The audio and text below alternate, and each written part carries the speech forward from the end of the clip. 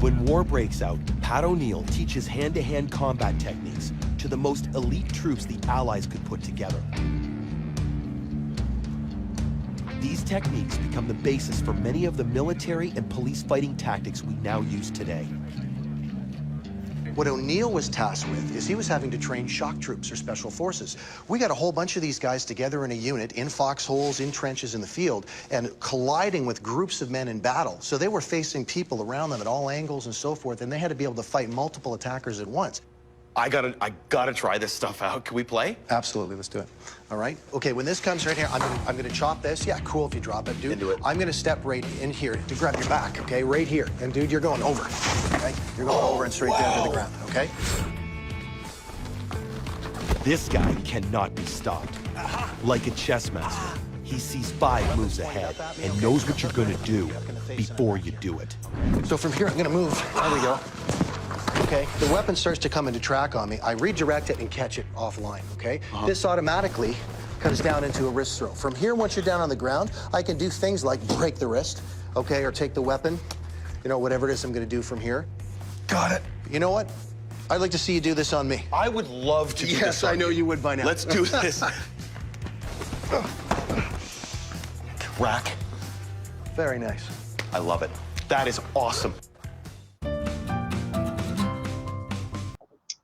Good evening, all. Welcome to FMA Discussion. This is episode 452, and tonight we're going to be looking at the history of WWII combatives. And we have Cris Anderson here, who's not only taking it, but also has studied it. And we got some questions in from viewers we're going to answer, as well as a play that he was involved in. We're going to ask about that, Camp X, some American notables that were there. And so if you do have questions and you're putting them in the right-hand side. I'll be sure to check there and definitely get them answered. If you're watching, tell us where you're watching from, smash that like button, and we're just about to get started.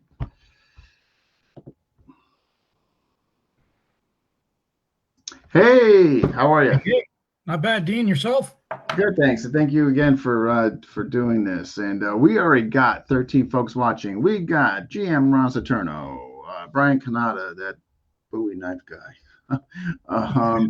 And we got Raymond, GM Rain Phone, non-tail with the clientele.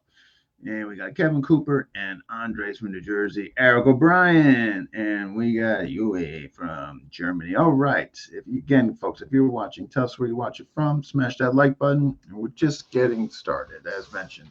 So you I guess let's get into it. I know in the test run, you had mentioned you kind of had a jiu-jitsu background, then you kind of segue into combat. For those who maybe have missed a test run, let's go through it. How did you get into WWII combatives?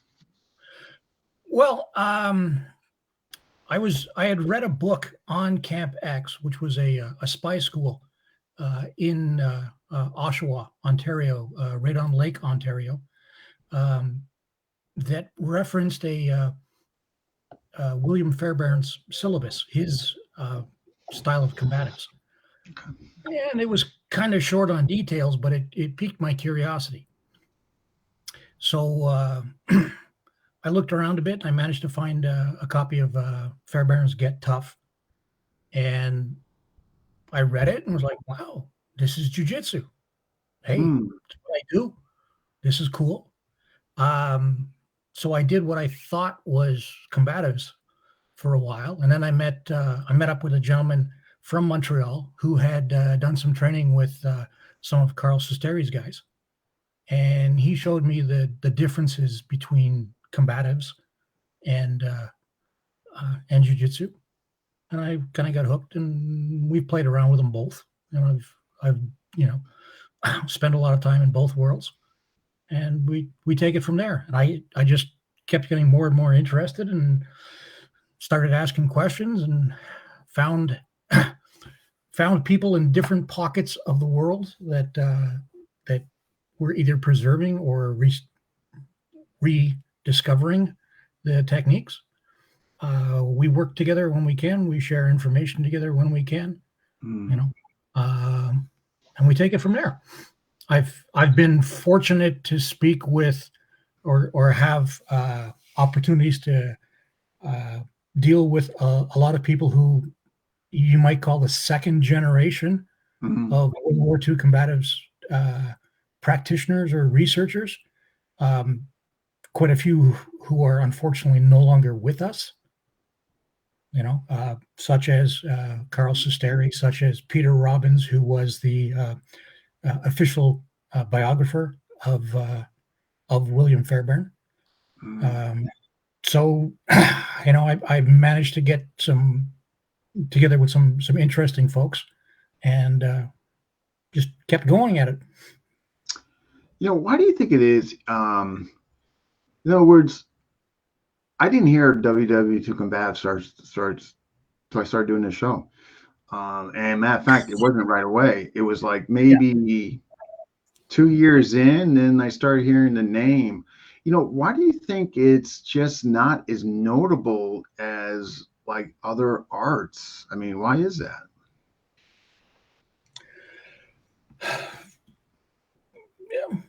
It ain't sexy. Yeah, right. It's not Okay. sexy. It has a limited curriculum, Okay. which makes it a little less appealing to the masses. Yeah. A lot of similarities, if you will, really to a lot of FMA. There's there's no rankings. Similar to a lot of FMA, there's no rankings in them. You're either an instructor, and that's because people know what you're talking about, or you don't. Um, you know, labels get added in later. Right. Just I don't know. It's gone through periods where a bunch of people were really interested in digging into it, and then because they find that it's basically a condensed course, a lot of people lose interest. Right, because it's not going on and all that. So is it fair to say it sounds like it hasn't lost its integrity? In other words, in other words, when I look at the FMA for the drills, more, you know what I mean? Not all systems. I don't want to be that generalization, but has WW2 combatives for the most part, has it maintained that integrity of just keeping it what was initially created? I would say so because to a very large extent, most of the people I know that are into it, they've done something else before. Yeah. And have learned to appreciate a minimalist, approach. Right. Rather than something that's all encompassing. Yeah. We use the example of judo. There's 67 throws in judo. Nobody. Nobody's doing all 67. They use 4 throws and that's it. Yeah. You learn the whole thing and then you pick what's good for you, and that's what you do. And it's the same with karate. It's the same with anything. Yeah, imagine every art, right? Yeah. Yeah. How often do you use a number 6 angle? Yeah. It's there. Yeah. Depending on the system, right? Yeah. Yeah. It's a 1 and a 2, and that's pretty much, that's what you use. Yeah. So there's a lot of, I think it takes a certain maturity to appreciate a compact system. Yeah. That's a good point you just made. Like, if somebody's young and they're just so immersed, because they're excited and it's new for them. So they want more and more, you know what I mean? Not really knowing that the minimum, like you mentioned, like kind of condensed is actually of such value as we get older and more mature. But I could definitely see newer students or newer practitioners maybe not appreciating that lens. Yeah. Interesting. Yeah. Just I find you can look at World War II combatives as being the basis of a lot of different self-defense courses. They're not being presented as combatives, but you look at the techniques that are being taught, and it's the same stuff. It's the same stuff. Yeah. And a lot of times, because it's been 70 years, there's a disconnect between what people are teaching, and they don't know the history of what they're doing. But if you look at women's self-defense, Mm, okay, you don't do a lot of punching, right? Yeah. So it's palm heel, right? Chin jab, yeah, okay, knees to the groin. right. Okay, well, Yeah, you can argue that came from, there's lots of other places it may have come from, but it's the same basis as the stuff that's done in World War II combatives. But they don't teach it that way. Okay. correct. Okay, okay. They don't teach it as combatives. They teach it as women's self-defense. Yeah, yeah, understood. But- They're saying, They avoid the punches. They avoid the, because of, smaller wrists, delicate hands, blah, blah, blah, Mhm. right? So they use open palm strikes. Again, a more popular thing within the combatives. okay, okay. People are saying my camera's fuzzy. I'm just gonna do something quick. I'm Yes. gonna be right back. All right, hold on here. See why it's going on. Why does it do this sometimes? Okay, hold on here.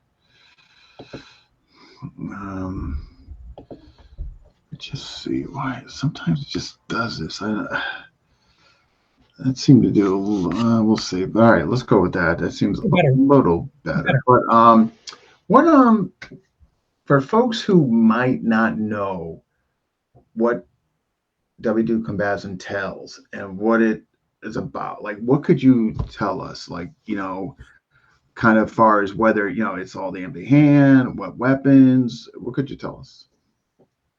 Okay, so there's different schools of combatives, Mm-hmm. and a lot of it will depend on the basis of the instructor. Okay, you would find a lot of it is modified, simplified judo jujitsu. Okay. In the case of William Fairbairn, who's probably the most famous combatives instructor, he had a second dan in judo. It was signed by Jigoro Kano himself. He also did, he did boxing, he did savat, he did, all kinds of things, which he combined. Okay. Some Chinese arts, everything all together. But you'll find others like Mickey Woods out of the UK, who was a wrestler. Mm. So they'd have a wrestling base. They used to have some of the professional wrestlers like Man Mountain Dean, big monster of a guy, who taught as well. And it's exactly that. Sometimes you just got the meanest son of a bitch in the neighborhood. He was teaching it.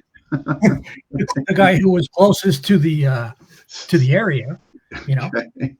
and that's the guy who taught. I mean, at one point in Britain, when they were running out of weapons, running out of modern material, right?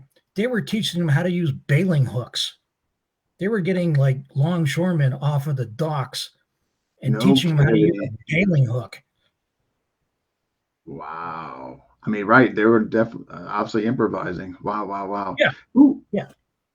Interesting. So, okay.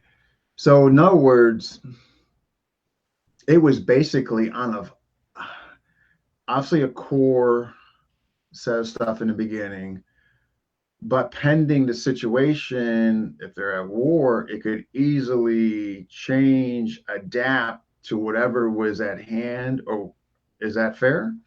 Absolutely.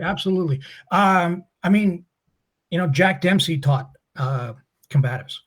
Okay. Oh, wow. Okay. He was in the Coast Guard.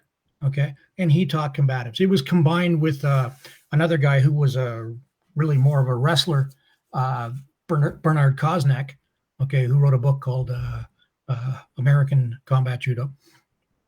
And they did a book together called How to Fight Tough. Mm. Okay. And you will see much more of a wrestling background in what he did. As far as the flavor of the combatives? Okay. Yeah. Okay. As I said, the most the most famous name you'd be looking at would be William Fairbairn, and his association with guys like Eric Sykes and Rex Applegate. Okay, they kind of get blanketed together, and it's called FAS, Fairbairn Applegate Sykes, because it's close enough that it's the same family. You know, Rex Applegate was able to study under both Fairbairn and Sykes. Okay. And then went back to the States and taught his version of it. Okay. One of the things I think it's interesting about Applegate is that he had no martial arts background prior to training with these guys in combatives. Okay. And whereas the other two did. Okay. Yeah. Yeah. So like Fairbairn, as I'd mentioned, you know, had a second Dan in judo. So he took that and condensed it. Okay. And you can even see this if you look at his books. Okay. If you look at his early books, Defendu or Scientific Self-Defense, there's 300 techniques. Okay. When you look at Get Tough, there's about 16. And in the beginning, he says, choose 10, master them. 10. Interesting. Even in the book, he says, don't do all of this. Pick and choose, get real good at some, and that'll take care of it. Yeah. You know, because it's the some of it's time constraints. You know, when they were teaching, they had maybe 2 weeks to get these guys ready, right? Yeah. In most cases. So there's things that make absolute sense when you have time. Okay. But if you're teaching 400 people at once, okay, can you make sure that everyone's making a proper fist formation? Yeah. You know, no. And if you're handling a gun and you hurt your fingers and you can't pull a trigger, you're pretty much useless, right? So boxing without gloves is probably not the best idea for someone whose primary usage is to use a gun. Okay, so you want to protect your hands. So an open hand strike makes more sense in that context. Okay, it's like a lot of things, they make sense in the context of what they do. You know, Taekwondo works great against Taekwondo. It doesn't work necessarily so great against BJJ. Right. You know, it's awesome by itself. Yeah. So, here's the rules that we play with. Okay. You're taking, you know, Joe Slobotnik from, you know, some cornfield in Iowa. Okay. And you got to get him battle ready in 2 weeks. Yeah. Most of what you're teaching him is handling guns and paying attention and listening to orders. Yeah. Okay. And somewhere in there, he gets 6 to 8 hours of unarmed combat. So based on that theory, what do you teach him in 6 hours? Yeah. Great question. Yeah. You know, again, using the judo example, you know, Uchimata, inner thigh throw it's considered the king of throws. It's awesome. It's amazing. You'll never see it being taught in a self-defense course because it takes too long to learn it, to perfect it. Okay. I couldn't teach anybody it in 6 hours. Right. Let alone a huge group, right? Yeah. So you simplify the techniques that you need and they become, you know, are they the best techniques completely? No. You know, but you have a time constraint. Okay. When you have the luxury of spending years and years training, you can work on perfecting various things. Yeah, right. Okay. When you don't have that, you want to simplify it. Right. You know, and when you're down and it's, you know, it's down and dirty, much like Medusa, you just want something that works, you know, eliminate the flash. Right. That you don't need, you know, you don't have the luxury of like years to train. Why was Fairbairn, like, why is he considered the most notable, most popular, most, you know, as far as WW2 combatives?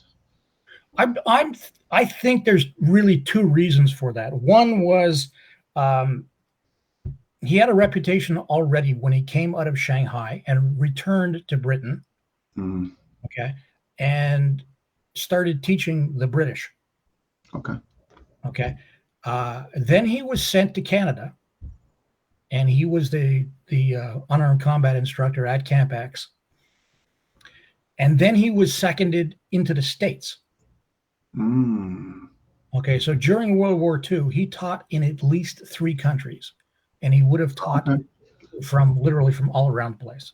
In addition, he had books that were out at the time, his Hands Off and Get Tough, or All In Fighting and Self-Defense for Girls and Women, as it was called in Britain. Okay, there's different publications of it.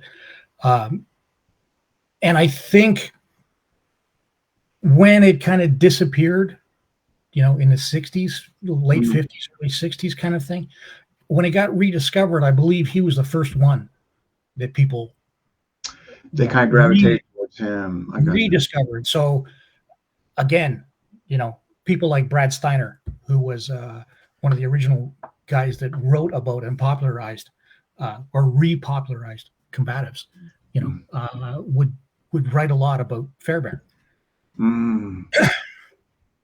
So that's what it just, everyone connects the name, with it. To WW2 Combatives. I got you. Yeah. Okay.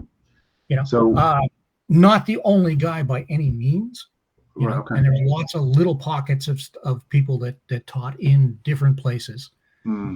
But he's absolutely, probably the best known. Yeah. I mean, that's who I first heard of, and not knowing really anything. That name kept popping up in there. So you were talking about, as far as history goes, during the test run, you had mentioned like early 1900s. I mean, so from a historical point of view, how far are we talking going back when we mentioned the combatives? Well, once again, because we're talking just using Fairbairn, okay, as a timeline. He was in Shanghai from the 1900s. Okay, I'm going to say 1907, and I'm probably wrong. He wrote his first book, which was the Shanghai Self-Defense Manual.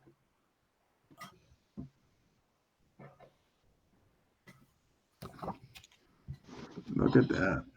Okay, that's from Lulu. Okay, so you can buy it's still available? Yeah, and I've never seen an original. Okay, and that's from 1915. 1915. Okay. Yeah. Okay. And you will see that the techniques in here are really the same techniques that he teaches later. Okay. Okay. So how far back do you want to go? Well, there you go. Yeah. I mean, that I would guess that. There are World War I manuals that show essentially judo, jiu-jitsu based combatives from Britain, from France, from the U.S. You had gentlemen like A.C. Smith, who was teaching at Fort Benning during World War I. And in early 20s, he wrote The Secrets of Jiu-Jitsu, which is a 7 booklet, little discussion on all kinds of stuff. Yeah. Okay. And you take it from there. So really you're looking from as soon as people discovered the Oriental arts, it started getting incorporated into the military. So you're looking, 1901, 1890 kind of thing. Manuals started coming out, like I say, during the First World War. I have some Canadian manuals that World War II that are literally reprints of British manuals from World War I. I mean, wow. It is like, in other words, like if, when I kept, I think it's easy for people to associate. You keep hearing World War II combative, so you just think, well, in the 40s.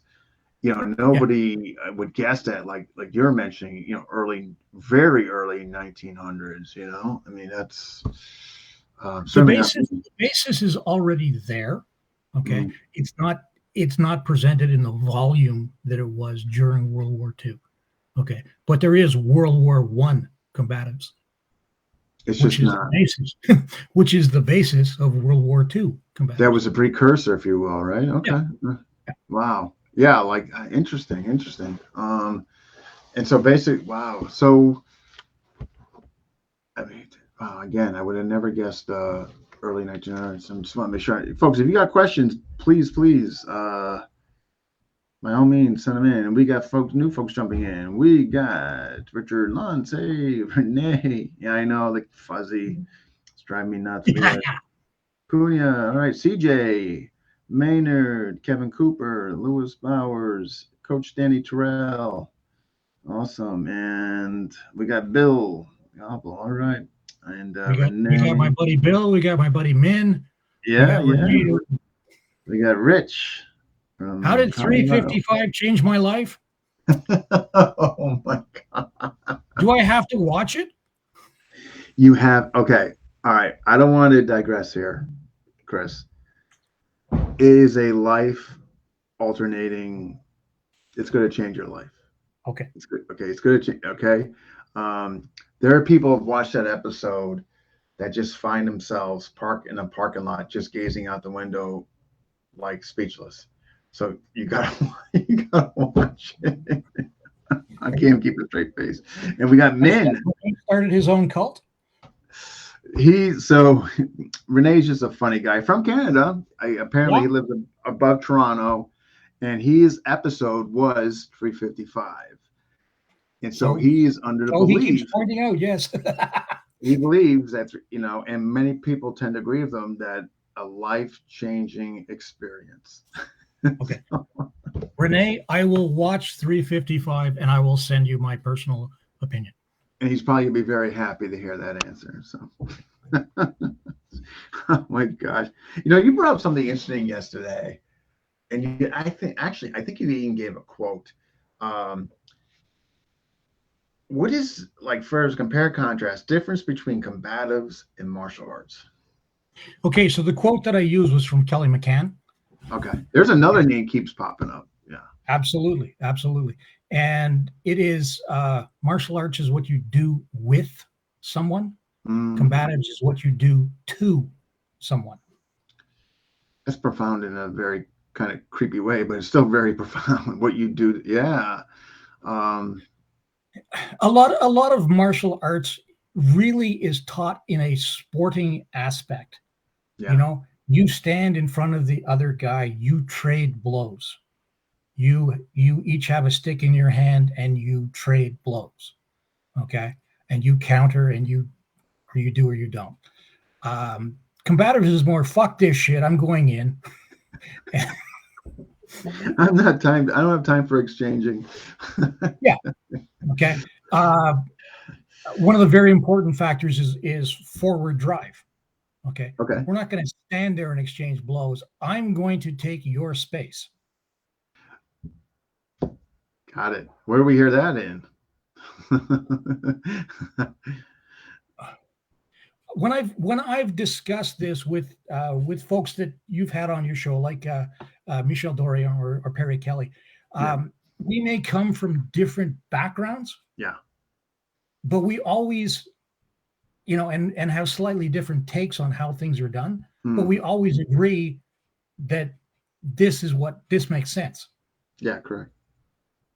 Because the concept is solid. Yeah. Yeah, most rational people are going to get behind if something that's conceptually has a good foundation in that, unless they're just lying to themselves. There's no bull. This is what it is. What's Brian? Oh, here we okay. Why did combatives in the line get phased out of the military training in favor of BJJ and MCMAP? Marine Corps Martial Arts Program. Okay. Great question. A little later in, a little more current than most of the stuff I do. Honestly, I think the advent of BJJ and the UFC, the extreme popularity of it, dropped it out. Makes A sense. lot of people, are, may or may not agree with BJJ as a military thing, but it's good for building morale. It's good for building spirit. It sucks to be rolling on the ground when you're not on a mat, and if there's people around who want to cause you serious harm, I wouldn't suggest BJJ, but Yeah. I honestly wish I could give you a better answer than that, but that's about it. I truly think the popularity of the UFC and that is exactly what. No, it makes sense. I mean, even people who look at from the four range at kicking, punching, trap, clinch, and ground. I mean, anybody reasonable. I mean, they tell you as far as street goes, avoid that range as humanly possible. You're not voluntarily going to the ground. Richard is saying MCMAP probably the best for all around military. Okay. Yeah, we got combatives and basic. Okay. Try doing BJJ. Yeah, with it right. And you got a whole sack on and military and all your gear, and now you're playing guard, right? On the ground. Yeah. Not where I would want to be for sure. Yeah, that could be less than comfortable. Yeah. I will admit I've really glanced at like line and the MCMAP. I'm not that familiar with it. So not really my area, so I can't comment much. That's okay. Fair enough. Fairbairn, we were on him. Quick question. Somebody put it in I believe in the thread I had in FMA discussion. That is, did he cross train in Bagua? I'm going to say yes. I'm also going to say that I have no background in Chinese arts, so I can't break that down. The little that I do know, I do see some contradictions in what he does and what little I know of Bagua, but I can absolutely see where they could, where you could pick and choose particular techniques and say this is where it comes from. Okay. One of the challenges, of course, is deconstructing. Checking out the etymology of a technique. When someone has trained in 4 systems, 5 systems, where did this punch come from? Yeah, where that particular, yeah. Unless it's absolutely distinctive, it's like, okay, well, was that a front kick or a teep? A good example, right? Exactly, right. Where's so it's my understanding is that he did train with the bodyguard of the Empress, which means he would have trained in Bagua, but I can't point out the techniques that came from Bagua as opposed to coming from either the Shino Shindo Ryu Jiu-Jitsu that he did before he did judo, or whatever else he may have grabbed it from. No, fair enough. It is used most to develop an ethos for the military. Okay. Absolutely. Much like bayonet training in this day and age. I mean, stabbing a straw thing is like, it's just it's to build spirit. It's not the be all and end all for a soldier. And quite honestly, the use of force for a soldier is the exact reverse of what it is for a civilian. Because they start with a gun. Okay, if you've lost your gun and you go to your sidearm and your sidearm doesn't work, and you've gone to a knife and the knife slipped and it's out of your hand and you're down to bare hands, you fucked up. Yeah, because you lost your gun, you lost your knife. I mean, that's not a good day. I mean, that's for us. Yeah. You start empty-handed and maybe work your way up. Correct, and depending on what your EDC is, and way down. And they did away with bayonet training. Thank you for pointing that out, Brian. Here's something interesting that Bill's pointing out as far as the Bagua in relation to Fairbairn. DCH blue used. Let me see. I'm trying to get that height out of the way. The same as DOH blue used by Sun Lu Tong and Sun Baguas. It's the same lineage as Fairbairn's Bagua teacher. Oh, so maybe it sounds like he did. Okay, all right. Interesting. Thank you, Bill. So, Bill, they use the flagged thumb in the edge of a hand in Bagua. Let's see what he comes back with. Yes, he's saying yes. Okay, there you go.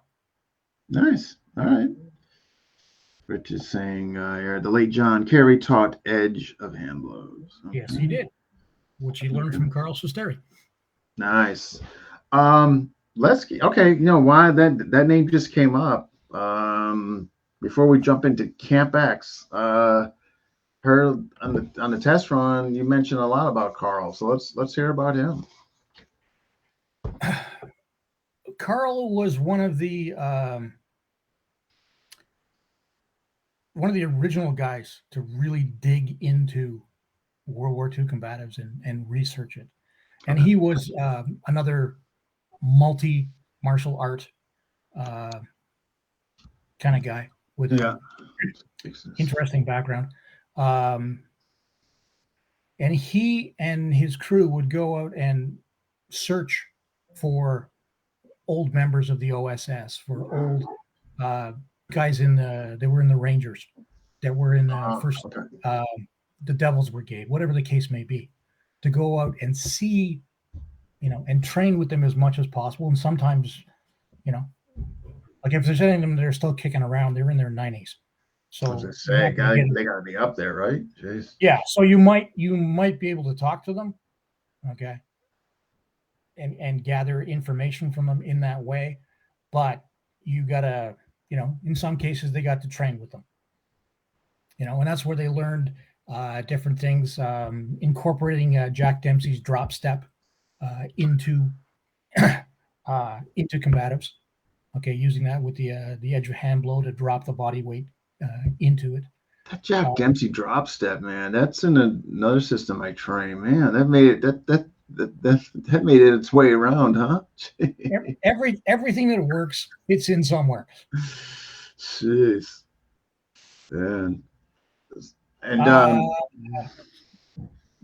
here, yes, the dungeon in Compton Lakes, yeah. Any do you have any advice on the No, you're supposed to lines of all kinds. You're supposed to monitor the GoFundMe on that, Renee. I mean, so what's going on with that? You were supposed to be handling that department. GM Ray is a fan of that. All right. But obviously somebody notable, and he was located in the United States, correct? New Jersey? Yeah, New Jersey, New York, yeah. Okay. And so what time frame was he mostly active or relevant, I should say?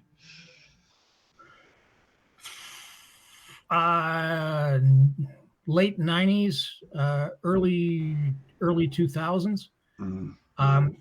He trained with, amongst others, with Charlie Nelson, who was one of the World War II instructors. Okay. At the time, I don't think he was necessarily famous, but he became famous because he was the last of the dying breed. Yeah. And he used to teach a short course, and apparently his club, he would have newspaper clippings all over of muggings and things that had happened, and would work around that. And he was. I've only seen video of him when he was an old man. Okay. He still knew his stuff, but I understand he was one tough son of a bitch when he was. I bet. Brian here saying he was teaching in, I'm assuming he's meaning Pennsylvania in the early to No, mid. Pompton Lakes. Was that? Pompton Lakes. Oh, Pompton Lakes. Okay. Yeah. Yeah. So Carl got together with another student of Charles Nelson's, guy by the name of Bob Casper. And they worked together for a while, and they started an association to, to teach and to promote their stuff.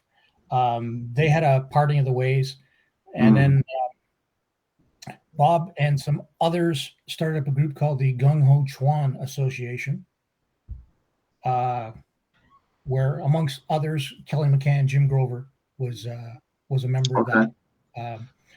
He ended up doing his own stuff, and like everybody else, he moved on, and he's been very what he does.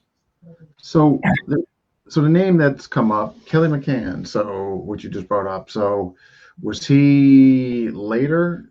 Somebody of significance that came later? Okay. Oh, absolute significance. Huge significance. Okay. But yeah, after because he was a student of Bob Casper's, you're down the ways a little bit. Okay. And then it all blends. Everybody's, they're still teaching, Casper's teaching, you've got guys like, as Mr. Luntz had referenced, John Carey with the American Combatives, was teaching, and he learned from Carl, and it's an incestuous little, we all so with each other. I mean, even though I guess I'll say different groupings, but pretty much kind of condensed, staying to the integrity, what was taught back then. Yeah. Maybe different things they're highlighting or themes. Absolutely.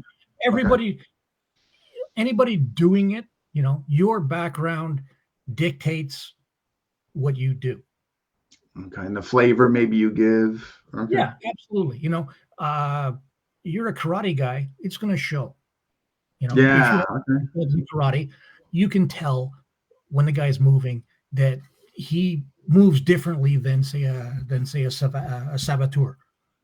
Okay. And then a wrestler. He moves differently than a wrestler. Okay. It's always going to inform what you do. Okay. Very, very, very few of us are good enough that we can completely, skip our background, and get into a different style. And it's hard, when it's bleeding through you, and it's hard to disregard that. And I love systems that allow or advocate for that to bleed through, but not do a hostile takeover. In other words, like, I'm going to use Piper, for example, like, why Piper's made to be evolved on and letting your past bleed through, but as long as it's not doing this hostile takeover and it's starting to look like, JKD and not Piper, you know what I mean? But as long as you can still see the Piper in there, the flavor you bring to it's okay. Is that fair? Kind of as far as the combative? Yeah, I would. Again, when you're teaching a raw recruit, okay, you teach him this, okay, and I use the example of you don't want to punch because you want to protect your hands. But if you have somebody who's a boxer in your course, you're not going to take the time to relearn him, okay, to take away his his hands. In his case is instinctive. You know how to punch. Okay, great. Again, I got 8 hours. I'm not gonna completely convert you from punching to an edge of hand blow. Yeah. Okay, so in your case, you have a background. Work with it. Okay. It's not a hard and fast, Shotokan kind of. This is the stance. Okay, I don't care if you're before. This is the stance. Period. So I mean, if you came in with skill, you were a wrestler. Hey, you're a wrestler. Yeah. Okay, let's work with that. No, I like that. That it allows you to adapt and conform, but not fully taking it over. Like a lot of systems, it's both standalone, but it can be an add-on. Okay, Medusa being another great example. It's completely valid all by itself. Right. Okay, but you can combine it with, for argument's sake, rat. Vunac's rat. Yeah. Right. Rapid as well. Yeah. It'll blend in really, really well. I can see you have that. no problem putting the two of them together.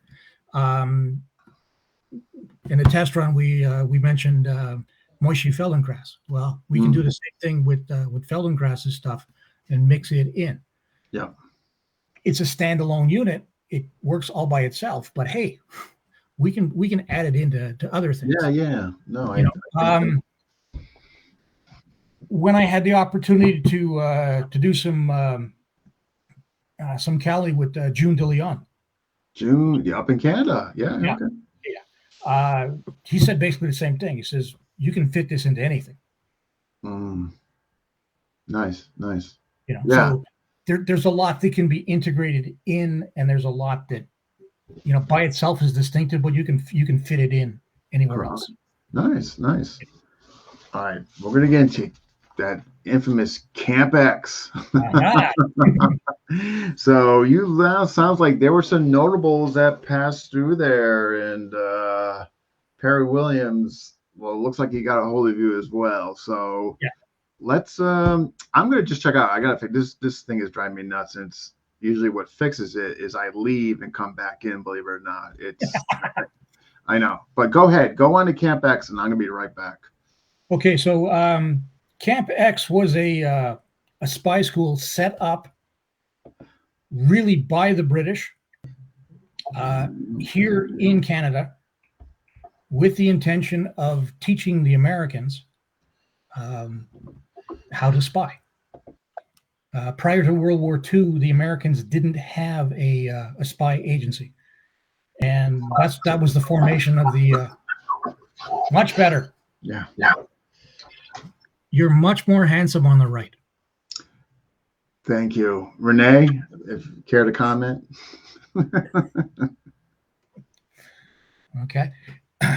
So the intention was America was neutral in the beginning of the war, obviously until Pearl Harbor. Yeah. Right? So the British wanted them involved, but they couldn't be openly involved. So they couldn't set up a training camp in the States because, that kind of avoids neutrality. So they found a place that was literally on Lake Ontario. Okay. You could take a boat across from New York. Okay. Land on, there's a beach right there. Okay. Land on the area that is Camp X. Bring people in, smuggle them in essentially, and train them. It opened up December 6th, 1941, the day before. Nice. Wow. Whoa. Opened up day before. Yeah. Huh. Yeah. Do you think, off the record, you don't have to answer. Coincidence? Just timely? It's timing because it opened. So they had obviously planned it before then. They bought the land. Oh, that makes sense. Okay. Blah, blah, blah. But it was like, okay, here's showtime. And then, so they opened up this spy school, and it was run by the British. Okay.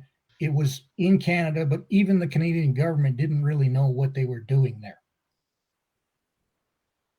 But interesting that they had to do it over there, as you said, not to perpetuate or show anybody that they're kind of getting ready for something, go to a different country, and Canada not really knowing. But they gave permission to the British government to do something, right?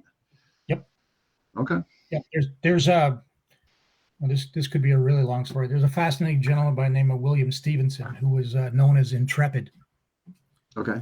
Who was essentially the spy master that set this all up. So he knew what they were doing. There was some knowledge of what they were doing at Camp X, but nobody knew the full. Nobody in the government knew the full thing of what was happening there. Okay. Notable people that went through there would have been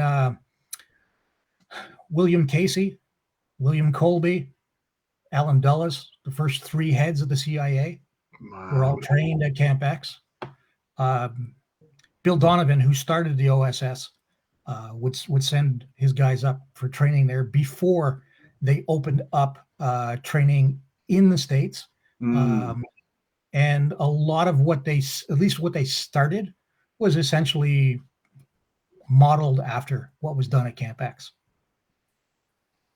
Okay, including taking Fairbairn. That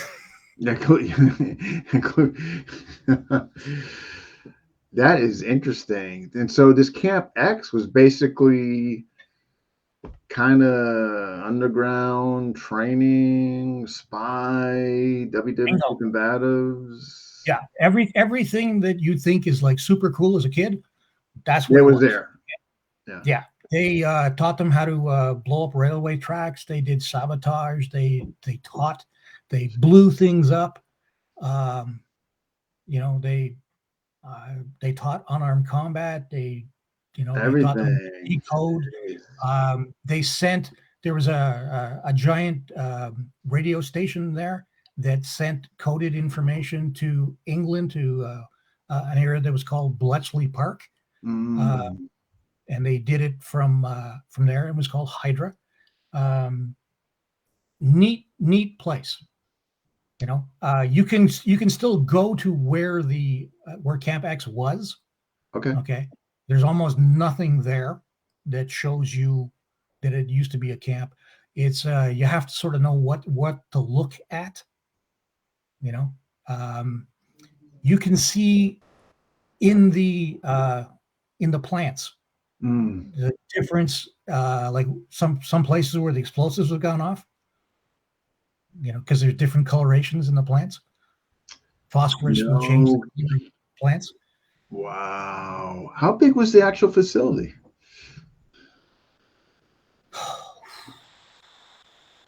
It's huge. It's huge. I honestly forget the size. There's the most notable thing that is there now is the largest LCBO liquor warehouse. Here, I think a question. Let me just see that. Oh, here we go. This is from Norman. Hey, Norman. Was that the formation of the OSS, or was it after?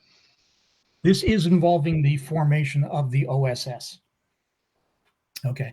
The OSS in the beginning received their training at Camp X, and then once the Americans were involved in the war, which obviously happened the day after. Yeah.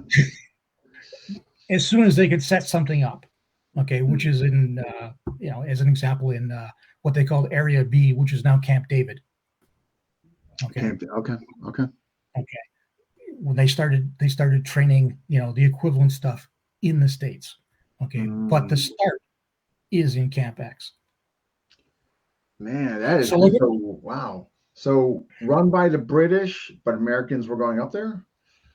Run by the British. They would teach foreign nationals, Ukrainians, Yugoslavians, whatever, okay, who would go back to the country, insert themselves and work as spies or saboteurs. Okay, taught the Americans. It's a quite the place. Okay, there's a great book. The book that had got me all started on this whole thing is called Camp X by David Stafford. Okay, really, really good book. Highly recommended. There's a gentleman named Lynn Hodgson who wrote multiple books on Camp X. Some of them fact, some of them fiction, and intentionally fiction. Okay. I actually wrote something in one of his books, which was a fictional encounter between William Fairbairn and Bill Underwood. Oh, that was a Canadian instructor. And there used to be a Camp X museum, which when I used to have Southnark up, and we'd do seminars in the area, and then we'd go and have private runs through the museum. And because we were in there so often, they let us open up the displays Oh, and play really? around with things. Yeah. So if you've ever been like slapped on the back of the hand with with an actual World War II spring Kosh, uh, lots of fun, very distinct. Not everybody gets the opportunity to do that. I was gonna say, how long did it last? When was it open till?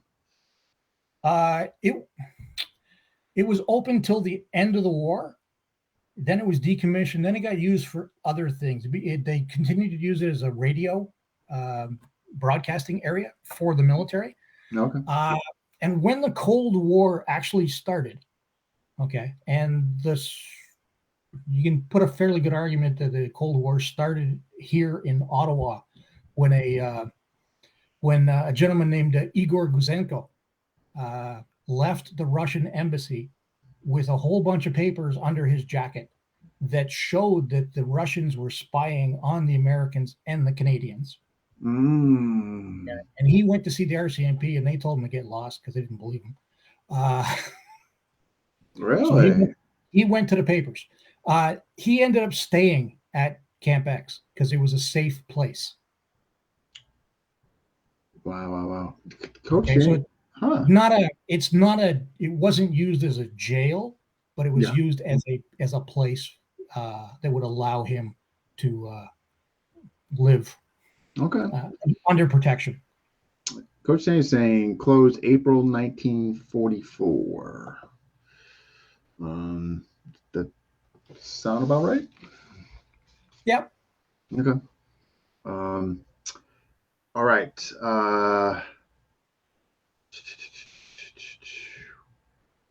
We got a question from Elric. Matter of fact, thank you, took some time to look up the Alamo Scouts. Any WW2 Combatives training? Yes. Well, when he asked that question earlier today, I didn't have the answer, but luckily I have a friend of mine, Baron Shepard, who is a member of the Alamo Scouts Historical Society. Okay. And he pointed me to his website, which is combatjudo.net. And in it, under the history section, they list 2 judo instructors, a Karl Moyer and a Stephen. This is Polish, and I'm going to have trouble with it.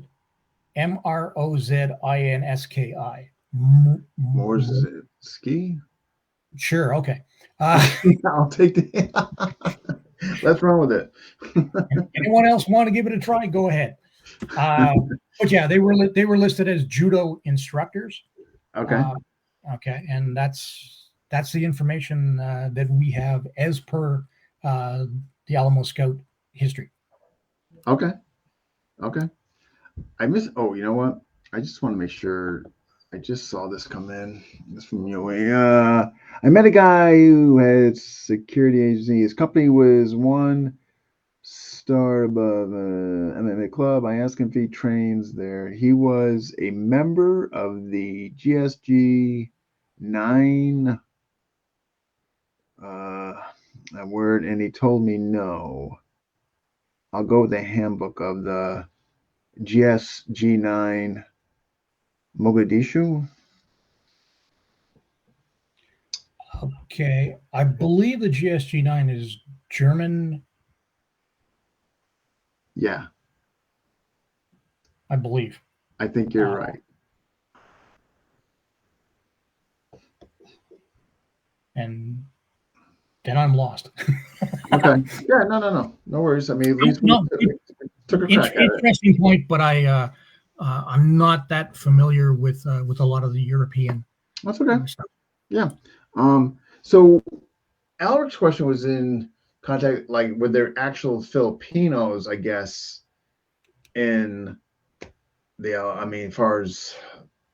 Well, he asked 2 questions. He asked about the Philippine Scouts themselves in the Philippines, and then he asked about the Alamo Scouts before they went to Southeast Asia. I don't know the composition of the Alamo Scouts as to whether there were any Filipinos within them.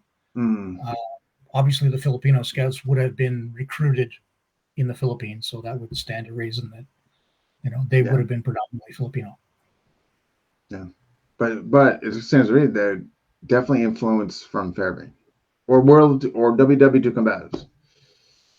Yes, Okay. but it could have, because they were judo, it could have come basically down through a gentleman I mentioned earlier, A.C. Smith, who was teaching judo, to the military, in like 1918.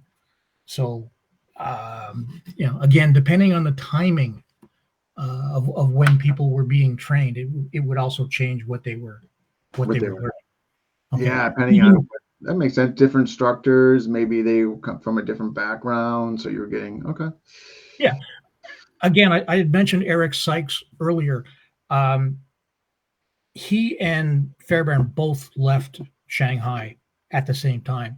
Went to Britain and started teaching, at the same time in Britain. They had a disagreement and they separated, and then there was a change within the systems because Sykes didn't agree with everything that Fairbairn did. Right. Okay, so he was continuing to teach in Britain when Fairbairn was in Canada or in the States, and his version was a little bit different than Fairbairn's. Okay. Again, a preference thing, again, because of Fairbairn's judo background, he liked throws. They made sense. Right. It worked. Okay. He was also a policeman. Okay. So a lot of holds, restraints. Okay. Sykes' opinion was if you're close enough, to grab somebody, you should hit him. Okay. Don't bother restraining him, just hit him. Can't really argue with that. Yeah, his idea was the easiest way to search someone is to kill him first. Here we go. So Coach is saying, used as a radio site for the Cold War until 1969 and eventually demolished. That's too bad they demolished it, huh? Yeah. Yeah, you can actually, if you're walking around Intrepid Park, okay, you can actually, in some places, see the cement that's coming through that's coming ground. Through, even though they. So there was a building there prior. Okay, here's a question for you. I guess Glenn's wondering if you were on some of these forums. Were you on the TPI? Okay, yes. You were on. Okay. All right, and Alec is saying thank you for answering. And no, we haven't mentioned Biddle yet. I came late. Did you mention AJ Biddle? Not yet. Not yet. Well, we can. Let's talk about Mr. Biddle. Let's do it. Biddle was a eccentric. Mm-hmm. Okay.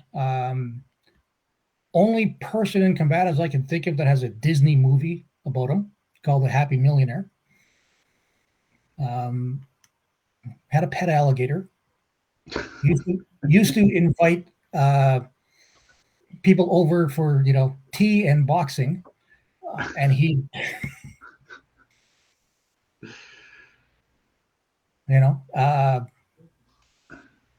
was heavily involved in something called muscular Christianity, which both involved faith and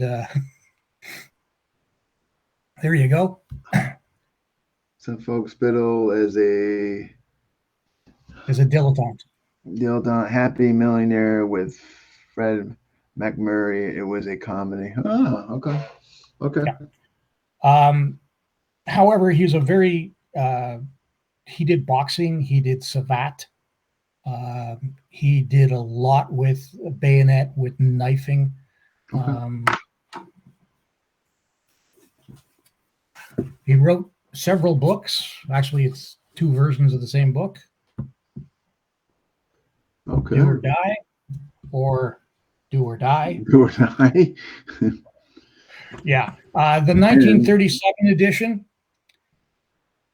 I really don't like. It is very sort of World War II focused and very Three Stooges jiu-jitsu, protection against a strike. They they show knife sparring with bayonets, and the bayonets are, 24 inches long. I mean, they're Wow. nuts.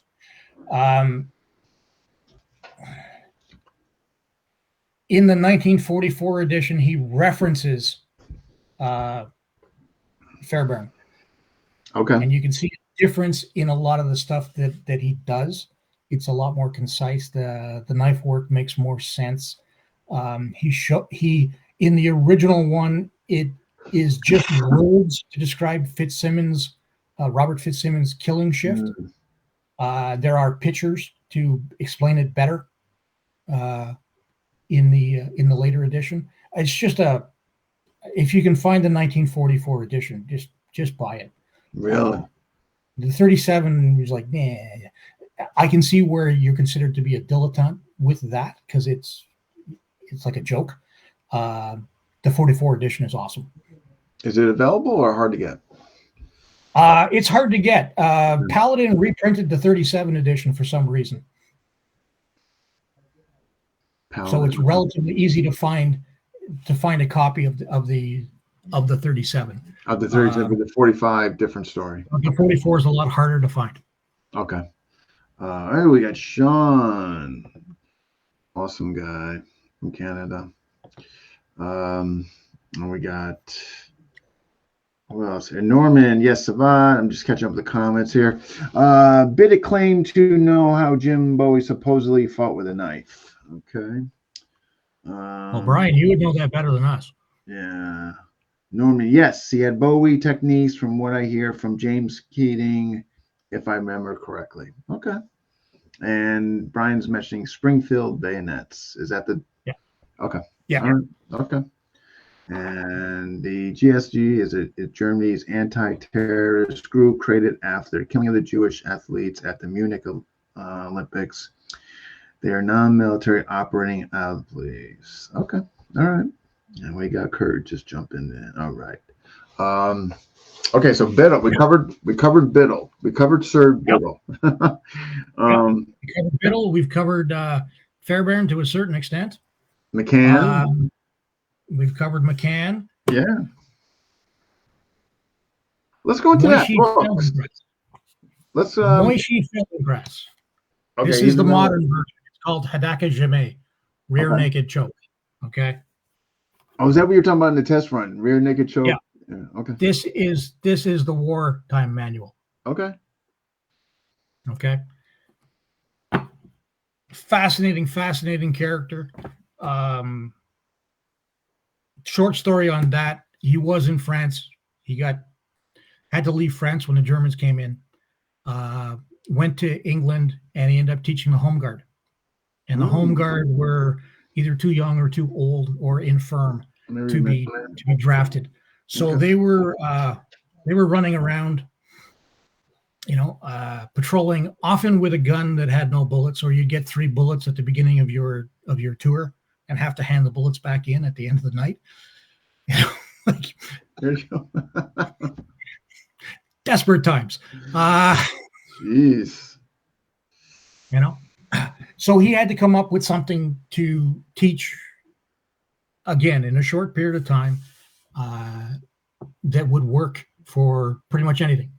And he developed the basic idea of using a rear naked choke, his version of a rear naked choke, as the answer to everything. You did it from the front, you did it from the back, you did it from the side, you did it from the ground. It's like a Dr. Seuss thing. You just end up, They're everywhere. Yeah. I can choke from here, I can choke from there, and that's what he did. It's a really, I love that book. Interesting. Wow. Speaking of books, for viewers, what would you recommend those who wanted to become more versed in WW2 Combative as far as the history and etc.? What are some books that you would recommend? For history or for techniques? Let's go history first.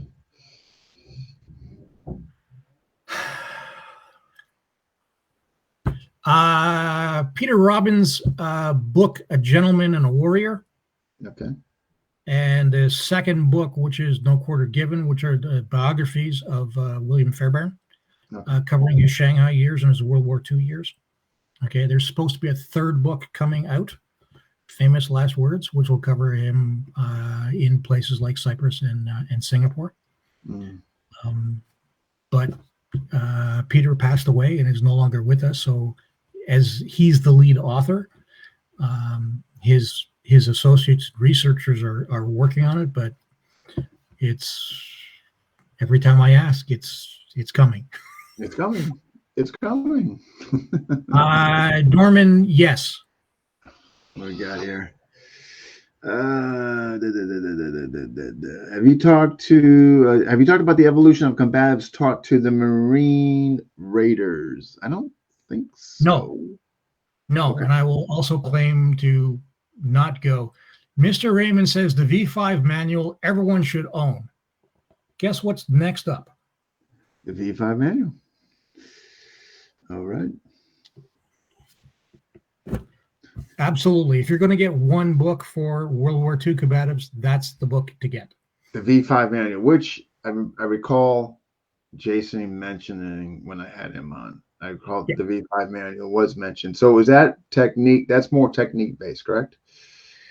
Yeah, and the V5 series, there's a series of books. There's a book on wrestling. There's a book on boxing, which is essentially Hazlitt's boxing book. There's a book on basketball. There's a book on swimming. There's a book on mass training.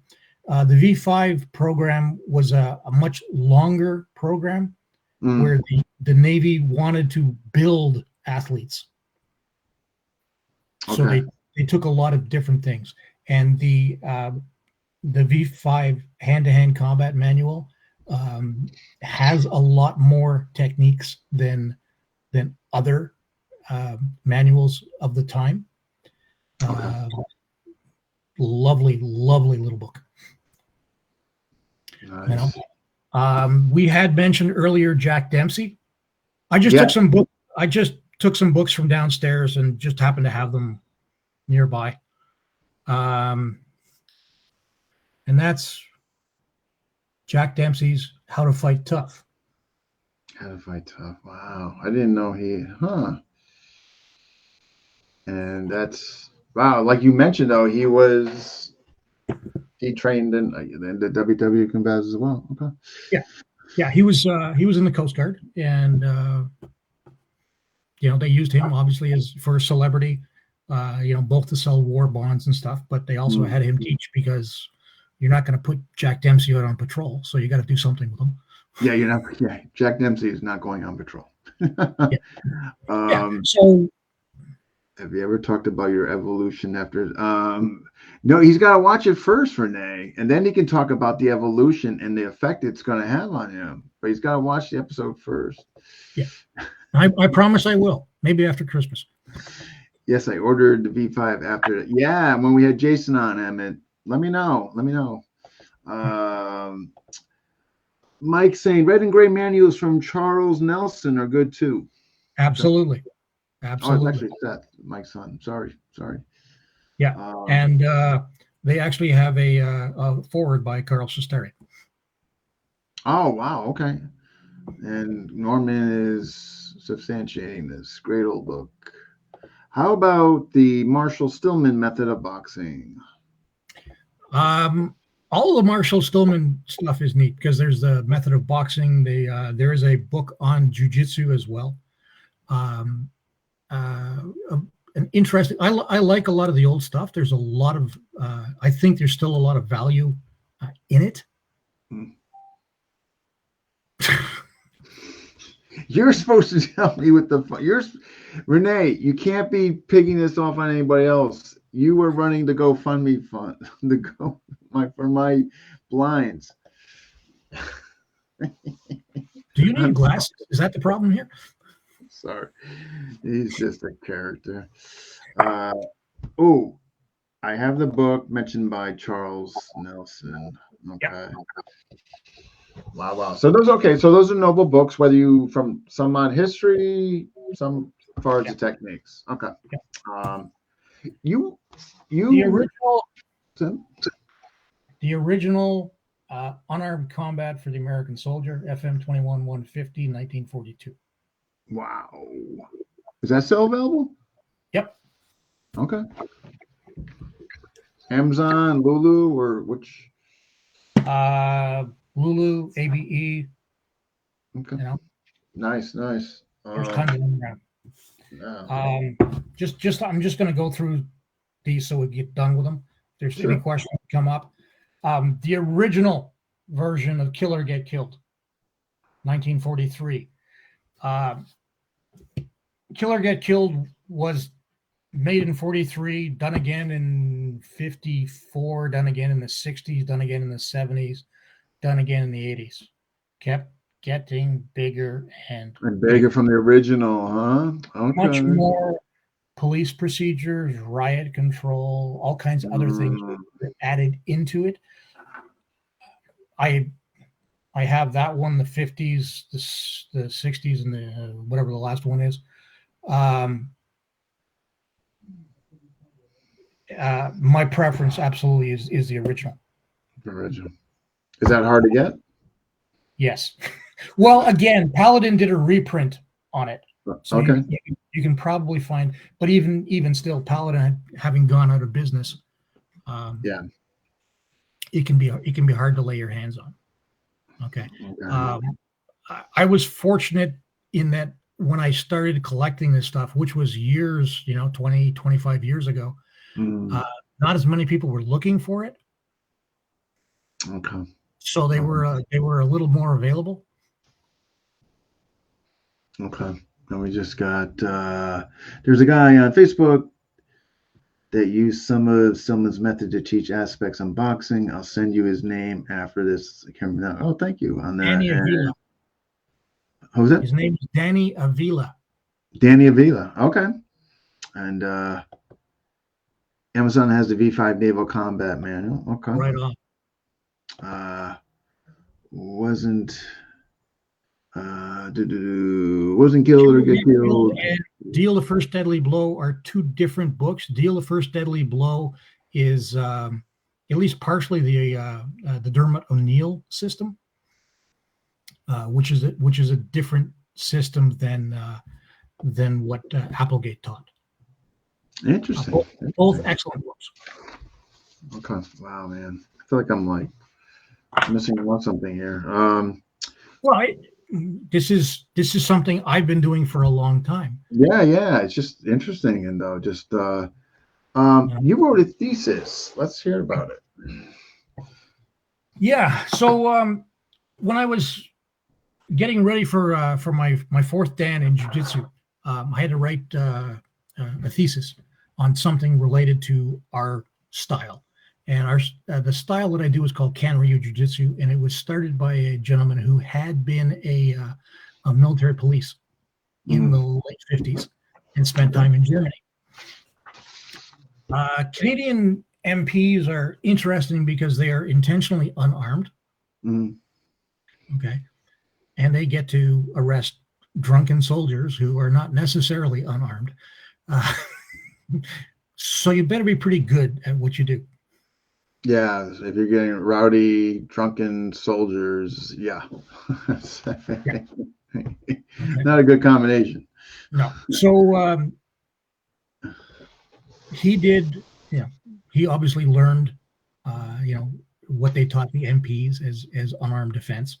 And then when he was over in Germany, would have met with combat vets who were still there, and I'm sure they would have exchanged things. Yeah. Okay.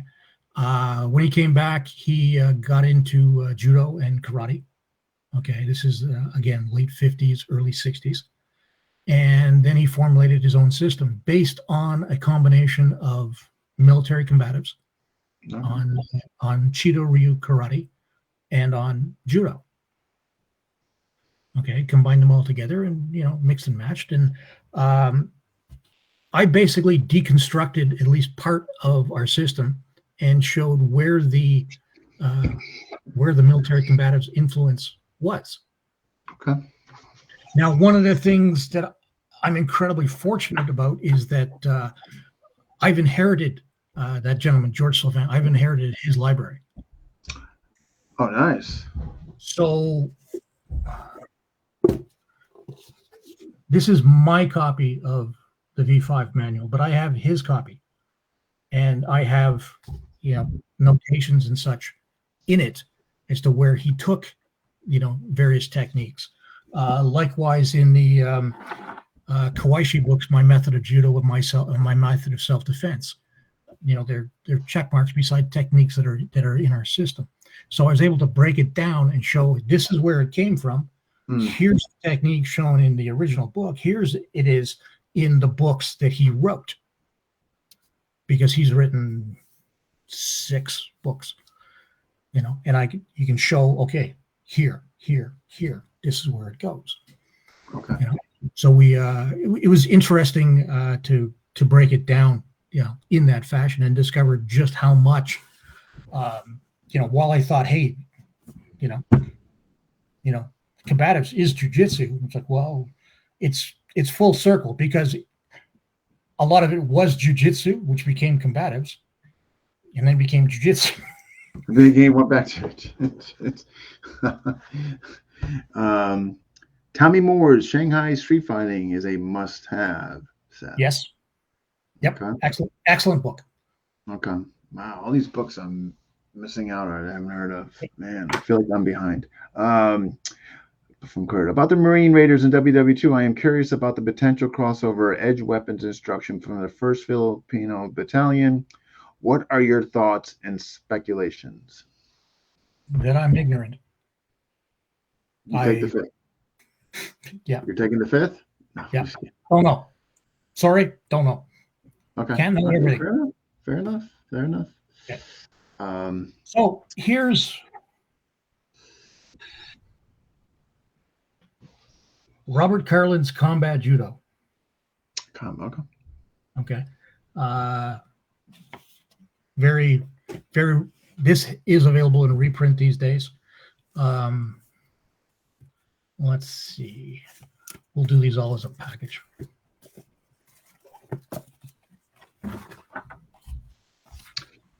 So again, this is Fairbairn's Defendu. This was reprinted by Paladin. It's also done by Naval and Military Press. Okay. This is a 1929 edition. Wow. Okay. Fairbairn's Hands Off. Okay. Again, reprinted by Paladin and Naval.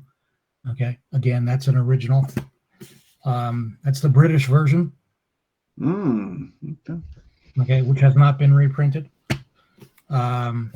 Get Tough, again, available in reprints everywhere.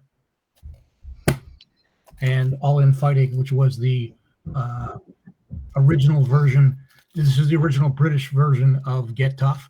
That's original. Okay. And it includes a section on rifles that's not in Get Tough. And not Get Tough. Wow. If post interview, if folks got questions, would you mind them reaching out to you for reference? Not at all. Okay. Not at all. All right. No, thank you. Yeah, because obviously a lot of books and more material than I thought there was on WW2 Combatives. Speaking of judo, wasn't there a book by Wallace Ruhrman? Have you ever seen it? No. Okay. Yeah, I bet on that. Yeah, I'm sure they are getting more and more expensive, Emmett. I'm sure. That's because I own them all. That's because you got them all. You're going to be opening up a little eBay store. I have about 1,200 judo, jiu-jitsu combatives books. 1,200. Wow. Hey, it's that time, the demo, the Hand of the Doom. Oh, the Anderson Axe Hand of Doom? Yes. People need to see it. Say, Bob, what do you think? Yeah. Bob's been lying down on the job here. Bob's lying down? Well, yeah. We're gonna have to jumpstart him. Wakey, Bob. I can actually let's see how this works. That's not what I wanted. That's what I wanted. Okay. All right. Okay. We're ready. The traditional karate shuto has your thumb tucked in. Okay. Fairbairn's version, the thumb is flagged. Okay, which according to Mr. Goebel is how it's done in Bagua, and I will believe his expertise over mine because I don't have expertise in Bagua. Okay. It is with the thumb out. The logic is this is a more natural thing than having it tensed. Okay. Focusing, putting your thumb in. I see that. Yeah, and that way the forearm is more relaxed, so it moves quicker. Okay. Okay, that's the theory. Okay, people of course argue that this is safer because your thumb is not stuck out, so you can't catch it on something. But I always figured this is the end you're hitting with. Well, the thumb shouldn't really be a problem. Yeah, right. So that shouldn't be an issue. I guess, okay. Ideally. So it's used on the face, on the side of the neck, on the collarbones, into the ribs, into the groin, wherever it is that you want. Okay. Wherever you can find. I'm actually lower myself so people could see the targets. Hang on here. All right, go ahead. Okay, so let's give me a second. Prop this up. Perfect. I'm gonna hide. All right, I'm gonna hide after you show. I'll be back. Okay. Okay, well, we're from the chest up. So we can strike to the nose, we can strike to the eye socket, to the ears, side of the neck, collarbone. As I say, it's flagged, and we strike. Pretty simple. I'm sure you've all seen it before, but it was a request to demonstrate it. You can join us again. Yes, it was in high demand. The Hand of Doom. Kevin Cooper, I've seen most of his library. Yes, Kevin's a good friend of mine that's been here many times, and he knows that I'm not exaggerating too much. Yeah, Mike Sosa, American Combat Judo, the BJ Kosnick. It's called the Ox Tail or Axe Tongue Palm. Huh. Bill. Wow. Okay. I thought the ox tongue was with the thumb over at the ring finger.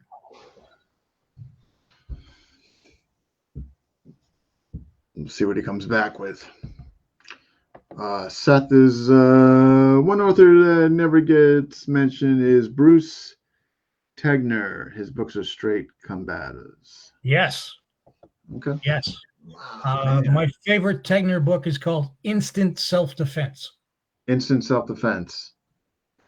Wow. Why Bill's coming back with you to answer, let's hear about this, the play. Like you had some input in the play, right? Contribution? Yep. Okay. So oddly enough, the clip that you showed at the beginning of the show, okay, before you introduced me, was a gentleman named Robbie Cressman. I've trained a little bit with Robbie, as has Mr. Goebel. And his specialty is Bill Underwood's Combative. And this gentleman by the name of Shane Peacock, who is an author and a playwright, lives in the same kind of area as Robbie, and approached him about this play that he was doing based on Camp X. And one of the characters was based on William Fairbairn. And Robbie referred him to me. He said, if you want the Fairbairn stuff, talk to Cris. Okay. So Shane sent me the script of the play. And anytime that they were showing, there was anything with a knife, there was any combatives, he had used his imagination, but with no knowledge of what he's doing. It was kind of, he was the and he wanted it to be period correct. He didn't want it to be, strip mall karate. Okay. So I changed whatever was necessary in the script. Then both the playwright and the lead actor who played Fairbairn spent a weekend training with us I had Craig Douglas, South Narc, up for a seminar. We also had a gentleman named Matt Temkin, who's a gentleman from New York City, whose father was in Darby's Rangers. And he was teaching World War II combative. So they spent the weekend with us training. And then I went up and did some more demonstration and teaching to the entire crew. So it was interesting. The following year, we had another seminar with Craig, and we brought everybody from the seminar to see the play. Now, most of us were not exactly the play-going types. Yeah. Okay. But we had a section roped off for us. Okay, it was reserved. We had VIP seating. Okay, and we watched the play, and it was great. And we went backstage, and everyone was thrilled to see us. And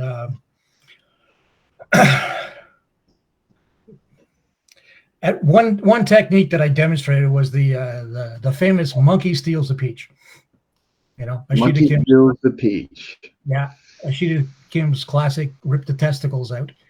And of course, because these people were not martial artists, they had never heard of this before and thought this was absolutely hilarious. So they actually had their the crew shirts made up, and that's what it has on the back was monkey steals the peach. Monkey steals the peach. Okay.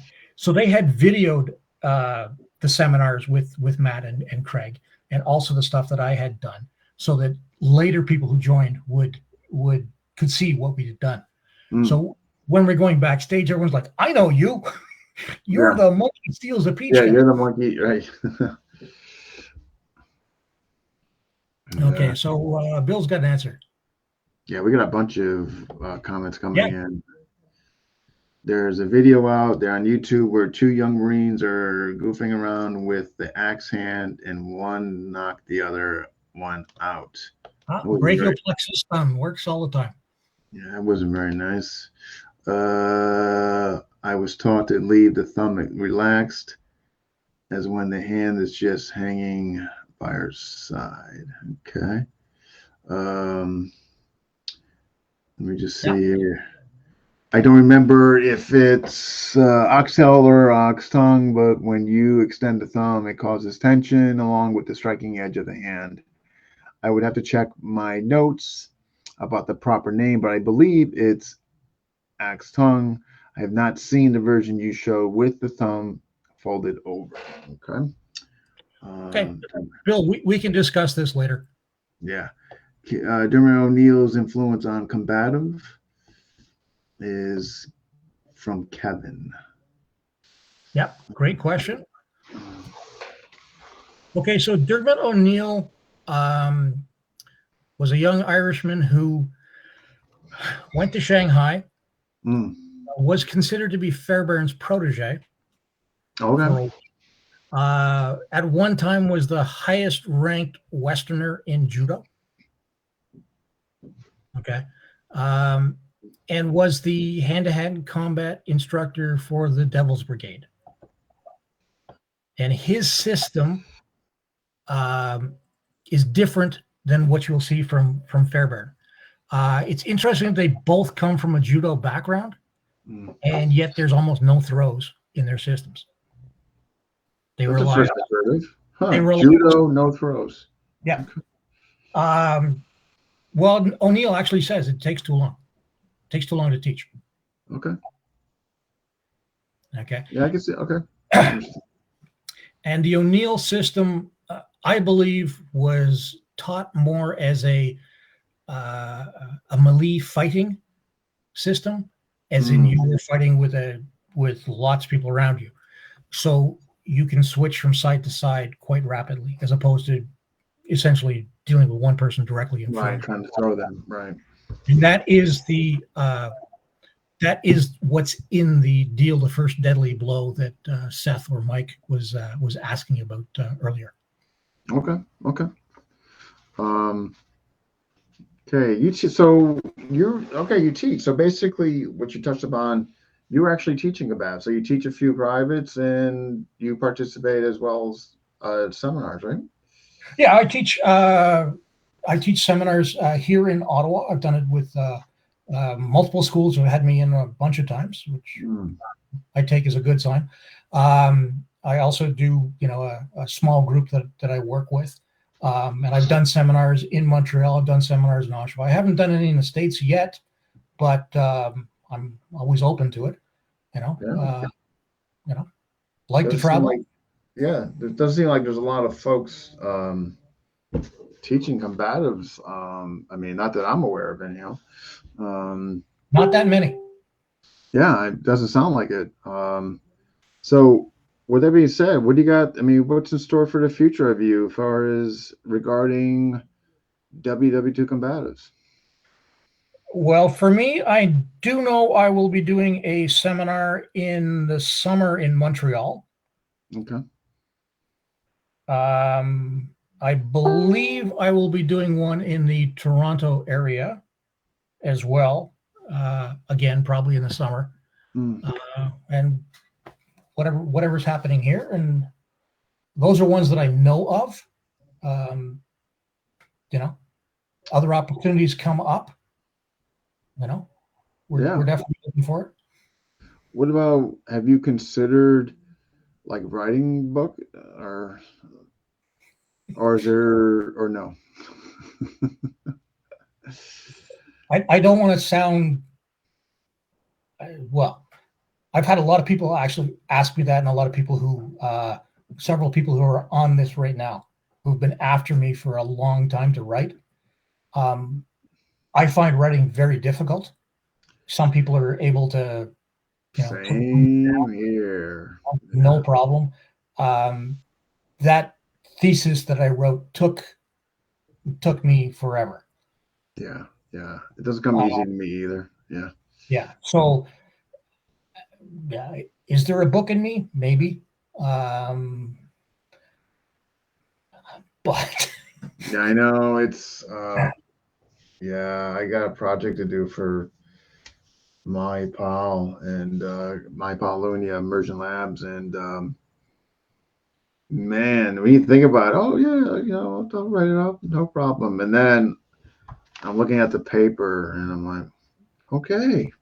It's like, where it's hard for some people, and I'm one of them, find it very challenging. Yeah. So you're not alone. so I see that Mr. Terrell says throws are hard to do with equipment on. Absolutely. It also involves a lot more preparation.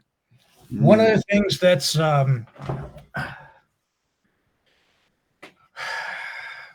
you get legends, stories that get told, and sometimes the truth gets massaged a little, Muddled, and it gets a little confusing. And oddly enough, the last book that I have to show tonight would be Horology by Gordon Perregard.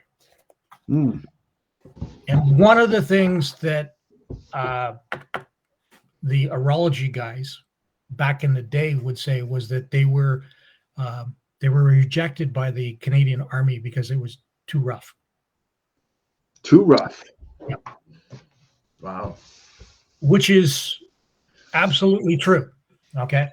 However, because I am in Ottawa, which is our nation's capital, and I have access to the National Archives and the, relatively easy access to the National Archives and to the military's Department of History, I sometimes spend time going through old documents and microfiche and all this fun stuff and finding out things that people don't know. And I have some letters from the Canadian Army in regards to horology. Okay. And yes, it was offered to the Army. Yes, the Army rejected it.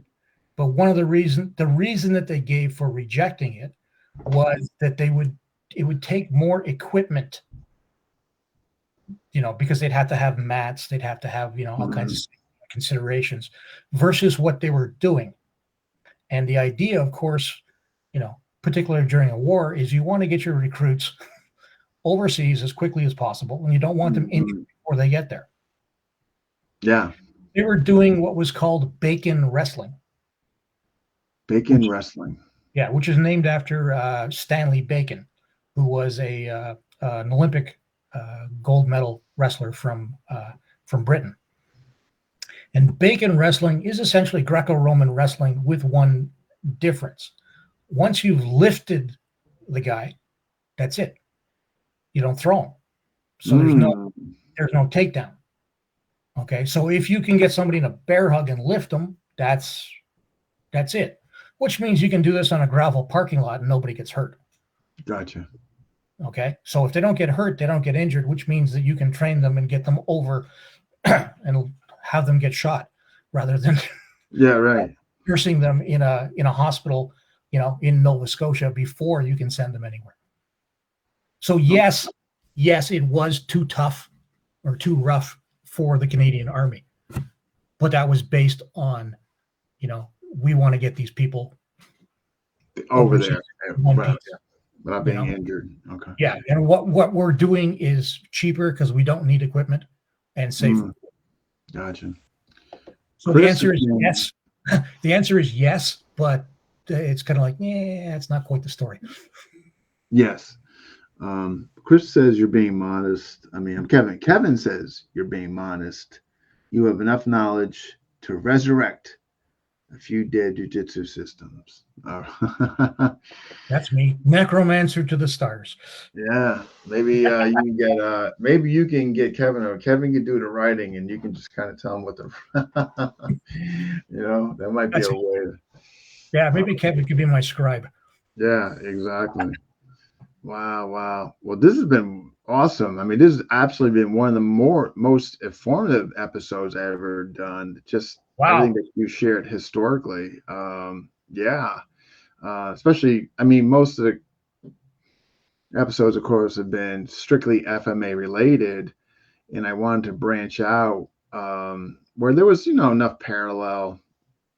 And but this has been exciting. I mean, just to hear about the history, like, Jason's episode was fantastic, but he referenced you as far as the history aspect, and I'm so glad he did, because ton of comments. So I mean, you knocked it out of the park tonight. I mean, right now we had 20 something watching. We were still at 17. So, and all the comments. So yeah, that's a good episode. So I really appreciate it. I thank you for coming on. Yeah. No problem.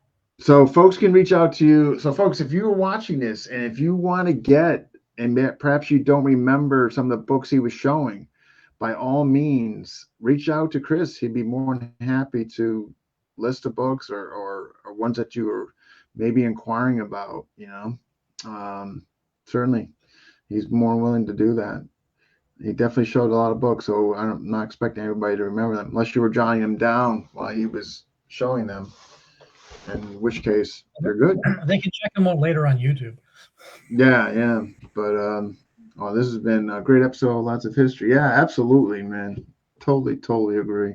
Good info segment. Yeah. Look at the comments so well. So awesome job, sir. I appreciate it. That's Jason, we didn't get into the stick fighting. Oh, go ahead. Go quickly on it. Go. Well, there's stick. Fairbairn had a system of stick fighting, as did others. Okay. It's not FMA based. It's based on generally based on a baton. On a baton. Okay. Yeah. But yeah, interesting little system. Awesome. I was about to leave, but I want to say that Chris is one of the better looking peeps from Ottawa. Renee, that's because of the people here. Yeah, see. Great episode, guys. So you're definitely gonna have to look at 355 now. I mean, yeah. I guess.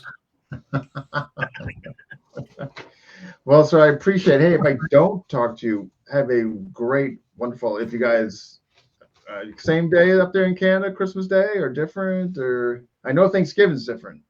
So yes. Okay. Yes, Christmas is the same. unless you're Ukrainian. This year they have 2 Christmases. Okay. All right. So we're good. Okay. We're good. All right. Well then. Okay. Yeah, This one got close.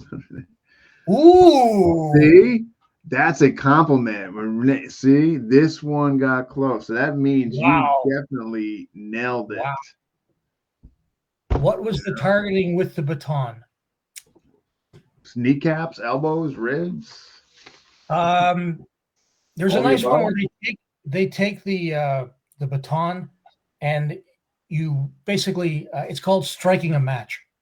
Okay. Rub on the ribs. Okay. You're coming across and then up into the soft part below of the jaw. Oh, you're just kind of what we call the puño. You're just Yeah. jamming it. Okay. Gotcha. Well, you are doing it with the top, not the Oh, the top. Okay. Okay. The top. Okay. depending on how you're holding. You got a 2-hand hold on it, right? And you hold it in tight and with hip motion, You're just rake the ribs, which is delightfully painful. okay. Okay. Stick it in under the jaw, and then you can bounce it around. He does one. It's in hands off. He does it with an umbrella. Okay.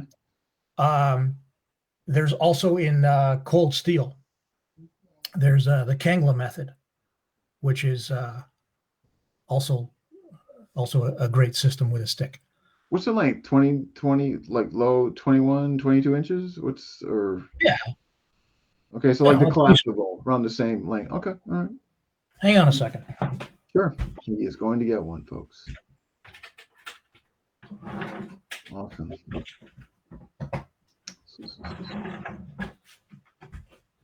You know, your average. Oh, okay, yeah. Looks like around the low 20s, right? Okay. Yeah. Yeah, police baton. Nice. Right. But yeah, lots of fun. Yeah, 19. Okay. PG Blue Worm preemptive strike to the oh boy. The blue worm. Well, yeah, that'd be a little difficult with a baton, but but the blue worm would be the nice rubbing of the ribs, I guess. Yeah. Awesome. But again, thank you so much. I really enjoyed it. Appreciate it. I appreciate you having me. I had a lot of fun. I hope folks enjoyed it as well.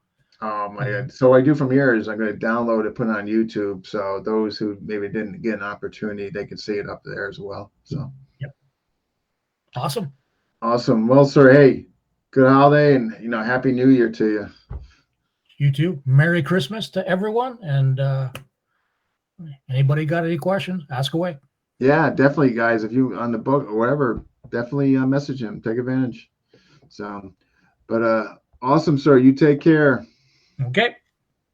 All right. Wow.